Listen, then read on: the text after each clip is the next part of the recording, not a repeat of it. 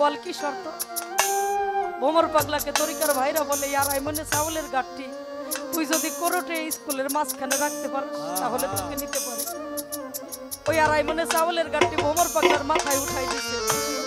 হাঁটতে হাঁটতে ভোমর পাগলা আস্তে আস্তে কইরা পায়ে ব্যথা করে, আস্তে আস্তে কইরা কোরটে স্কুলের মাঝখানে রাইখে বসে আছে। এই রাস্তা দিয়ে তরিকার ভাইরা আসবে, ওই ভাইদের অপেক্ষায় বসে আছে। দূর থেকে দেখে যে তরিকার ভাইরা গাড়িতে করে আসে। ভোমর পাগলা আনন্দ করে বসে আছে, আমার গুরুর দরবারে যাব। কাছে এসে তরিকার ভাইরা বলে ভোমরকে নিয়ে যাবে না, ও একটা পাগল মানুষ, ওকে যদি আমরা বৈরাবর দরবারে নেই তাহলে আমাদের ইজ্জত মান সম্মান আর থাকবে না। কাছে এসে তরিকার ভাইরা বলে ভোমর রে তোকে নিতে পারে, তবে আর একটা শর্তে আছে। এই 2টা টাকা দিলাম, এই 2 টাকার বিনিময়ে একটা আগরবাতি একটা মোমবাতি যদি আনতে পারো তাহলে তোকে নিতে পারি।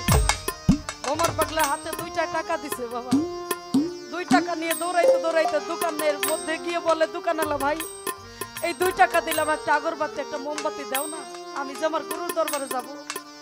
যখন আগরবাতি মোমবাতি নিয়ে দৌড়াইতে দৌড়াইতে আসে মাঝখানে রাস্তার মাঝে মাঝামাঝিতে আইসে দেখে তরিকার ভাইরা গাড়ি ছেড়ে দিয়ে চলে যায়।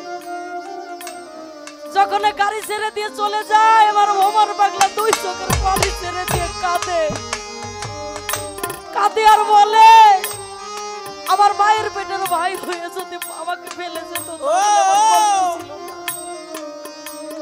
যাদের সাথে আমার হাসর নাসর হবে, যে তরিকার ভাই, যে ভাইয়ের সাথে আমার হাসর নাসর হবে, সে ভাই আমাকে রেখে চলে গেল।